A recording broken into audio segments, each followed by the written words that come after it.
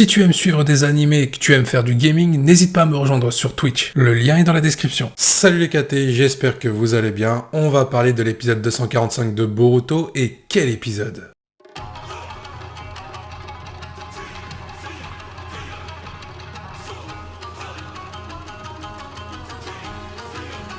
Qu'est-ce que j'ai pensé de cet épisode globalement au niveau du scénario? Alors en soi, sans la réalisation, on en parlera un petit peu plus tard dans cette vidéo, l'épisode serait plutôt pauvre, voire plutôt maigre, mais il resterait correct. C'est-à-dire que tous les éléments qu'on retrouve, c'est ce qu'on attendait depuis quelques épisodes par rapport à ce qui a été mis en place au niveau des développements de personnages, mais surtout au niveau de l'intrigue principale entre les compagnons de Kagura et Kagura face au clan Funato, et là, il est représenté par Funamoshi au vu des soldats qui sont présents pour faire face à Kagura et ses compagnons. Ce qui a été mis en avant dans cet épisode, il y a quelques éléments. Le premier, c'est la stratégie de Kagura et de ses compagnons face à la stratégie du clan Funato qui a été proposée par Funamoshi et ses troupes afin de défier un petit peu le personnage de Kagura. Et finalement, on va mettre en avant l'intelligence du clan Funato qui va réussir à déjouer toutes les stratégies, toutes les tactiques du camp adverse, c'est-à-dire le camp des shinobi. Ça a été plutôt sympa à mettre en avant pour donner une estime, une valeur au personnage de Funamoshi et du clan Funato par rapport à leurs intelligences. Maintenant, le problème, selon moi, c'est que ça tarde trop. Ça fait déjà plusieurs épisodes qu'on sait ce que ça va être la stratégie de Kagura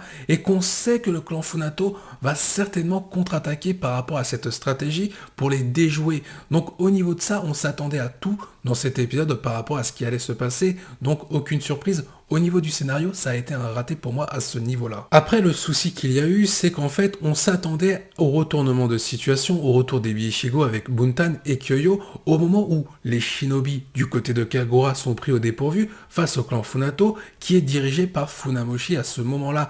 Le problème, c'est qu'on s'attend très clairement à ce qu'il soit sauvé par rapport au retour d'Ebi Ichigo. Ça, il fallait s'y attendre. Toutefois, c'est de la façon de comment est revenu Ebi Ichigo. Je pensais vraiment que ça allait être Buntan et Kyoyo qui allaient la convaincre de revenir en utilisant des arguments en rapport avec Kagura. Finalement, c'est Ebi Ichigo qui va revenir d'elle-même par rapport à sa réflexion concernant tout ce qu'elle a vécu aux côtés de Kagura et de cette fameuse confiance que lui a accordé le personnage de Kagura. Le souci que j'ai avec le développement du personnage d'Ebi Ichigo, c'est qu'on nous tease depuis quelques épisodes qu'elle va retourner sa veste pour trahir Kagura et je voulais des conséquences de l'action. Finalement, ça n'a pas été le cas. On va retrouver une Ebi Ichigo plutôt perdue en mode crise d'adolescence sur ce qu'elle doit faire. Est-ce qu'elle continue de fuir ou finalement est-ce qu'elle retourne dans son camp allié avec le personnage de Kagura? Et surtout, ce que j'ai trouvé abusif dans cet épisode, c'est la relation entre Metali et Ebi Ichigo où Metali insiste sur son affection envers le personnage d'Ebi Ichigo. Ça fait plusieurs épisodes qu'on sait qu'il y a une relation entre les deux. Je parle pas d'une romance, bien entendu, je parle d'une relation d'amitié, mais là, ça a été mis de façon trop abusive. Du coup, à partir du moment où Ebi Ichigo revient dans le camp allié, c'est là que l'épisode va s'accélérer et c'est la seconde partie de l'épisode qui marque l'action dynamique qui va entrer en scène, c'est-à-dire qu'on va avoir l'opposition entre le clan Funato dirigé par Funamoshi face aux alliés de Kagura et Kagura. On peut voir que pas mal de personnages sont mis en valeur en binôme ou en solo. Kawaki par rapport à un solo avec Mitsuki à ses côtés, ils sont pas vraiment en train de se battre ensemble, ils sont en train de se battre par rapport à différents adversaires qui sont face à eux. On va retrouver des binômes comme Buntan avec Sarada, ça marche très bien. On va retrouver cette cohésion avec Ebi Ichigo et Metali qui se met en valeur dans cet épisode, même si ce n'est que quelques instants, ça fait plaisir de voir des shinobi qu'on ne voit pas souvent être mis en valeur de cette façon. On voit Denki, on voit Iwabe. Au final, dans cet épisode, il y a un défaut et une qualité qui va se transformer avec la seconde partie. En effet, dans la première partie, le scénario est plutôt lent, ce qui est un véritable défaut à l'épisode. Mais finalement, la rupture qui va être marquée pour donner lieu à une seconde partie beaucoup plus dynamique, avec de la surprise et un retournement de situation, le défaut va se transformer en qualité. Il est temps de parler maintenant du combat entre Funamoshi et Kagura. Alors, est-ce qu'on peut vraiment parler de combat entre Kagura et Funamoshi? Je ne pense pas, c'est plutôt une opposition de techniques, avec leurs meilleures techniques qu'ils ont dans leur poche, entre guillemets. On peut voir un Funamoshi déterminé à venger Seren en s'en prenant à Kagura, et un Kagura déterminé à mettre sa vie en jeu pour protéger le village qui se trouve derrière lui et ses camarades, et déjouer le personnage de Funamoshi. Finalement, Kagura va réussir à sauver le village, mais malheureusement pour lui, il va se faire capturer par le personnage de Funamoshi. Et là, on peut voir vraiment une belle mise en scène au niveau du scénario, mais aussi de l'animation, c'est le fait de voir tous les shinobi qui sont alliés à Kagura déposer les armes pour espérer que Funamoshi relâche le personnage de Kagura. Malheureusement, ça ne va pas se passer comme prévu. Funamoshi va exécuter le personnage de Kagura sous les yeux des shinobi, totalement terrifiés et incapables de faire quoi que ce soit. On peut voir le personnage de Kagura en sang, c'est très rare de voir ça dans l'anime Boruto pour des épisodes filler, de nous rajouter un petit peu de sang, et surtout on voit Kagura totalement embroché. La fin de l'épisode va se terminer avec un Kagura en train de perdre connaissance. Alors est-ce qu'il va réellement mourir? Je vous invite à donner votre avis en commentaire. Par rapport au spoiler de l'épisode 246, 247 et 248, ça ne sent pas très bon pour le personnage de Kagura. Pour ce qui est de la note à donner au scénario, ce sera une note de 7 sur 10, car tout simplement pour moi la seconde partie de l'épisode est la meilleure. On retrouve du retournement de situation, de l'action, de la surprise, mais aussi des belles mises en valeur en termes d'intrigue par rapport à l'arc filler qui nous est proposé, et aussi du développement de personnages beaucoup plus précis qu'en première partie.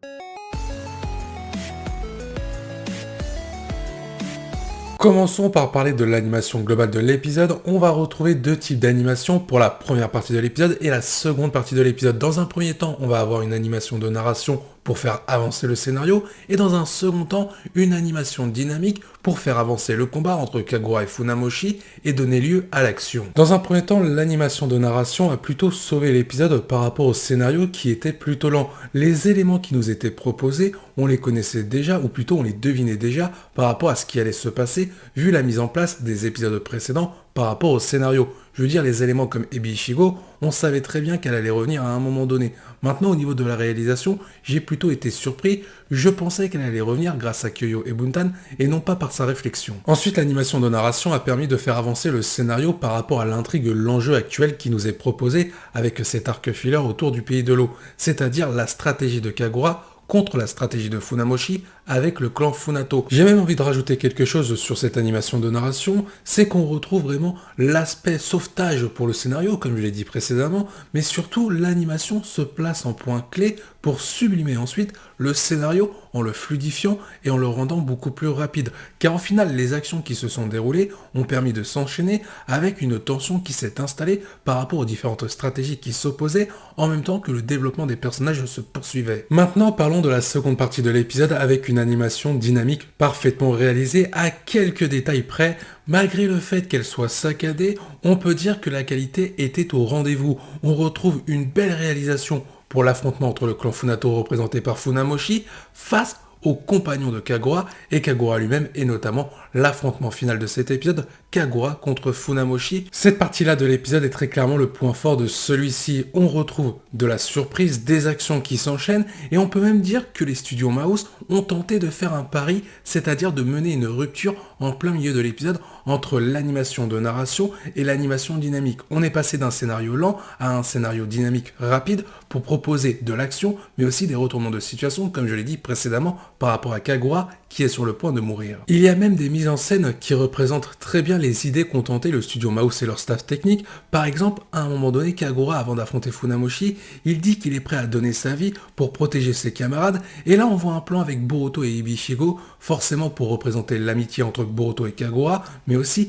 la confiance de Kagura envers Ebi Ishigo. Et là vous l'aurez compris, la scène de fin lorsque Kagura affronte Funamoshi avant de se faire empaler par ce dernier représente toutes les symboliques et tout le scénario qui s'est mis en place autour de développement de personnages comme Ebi Ishigo ou encore la relation entre Boruto et Kagura qui s'est développée au cours des derniers épisodes. Pour donner une note sur l'animation globale de cet épisode, je vais donner une note. Pour l'animation de narration, ce sera une note de 8 sur 10. Pour l'animation dynamique de l'épisode, ce sera une note de 9,5 sur 10. Concernant les OST, je ne vais pas vous cacher, quand j'ai regardé l'épisode et notamment la fin de l'épisode, quand Kagura s'est élancé vers Funamoshi pour le stopper et sauver le village qui se trouvait derrière Kagura, on a tous reconnu l'OST qui a été utilisée. C'est une des OST qui a été utilisée pour mettre en avant Naruto en mode Baryon face à Ishiki Otsutsuki.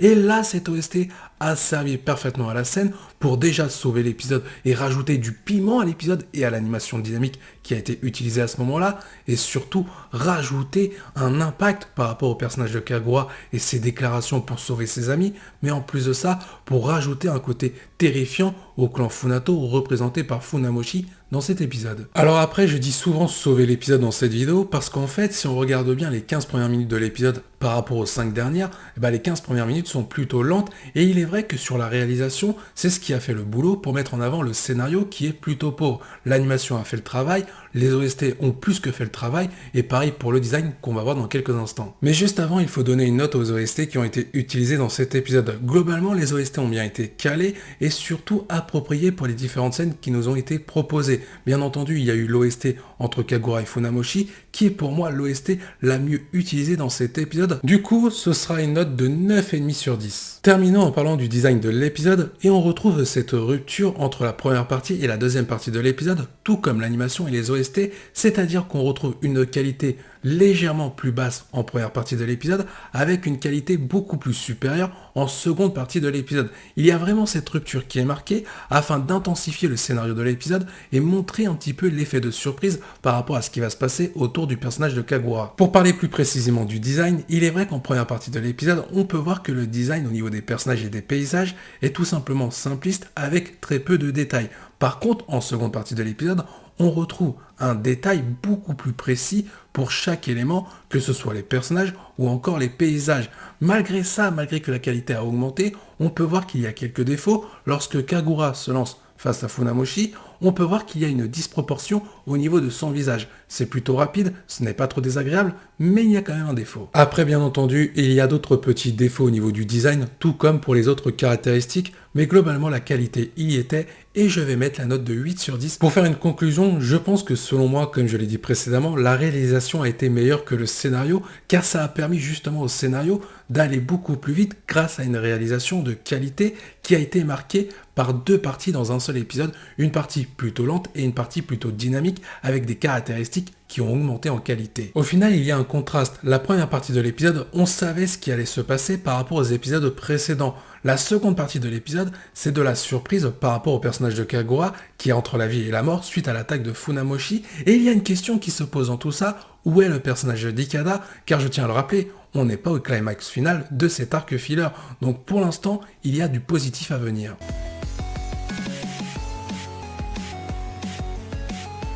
Merci d'avoir suivi cette review, je vous dis à la prochaine, portez-vous bien et n'oubliez pas que la volonté du KT soit avec vous.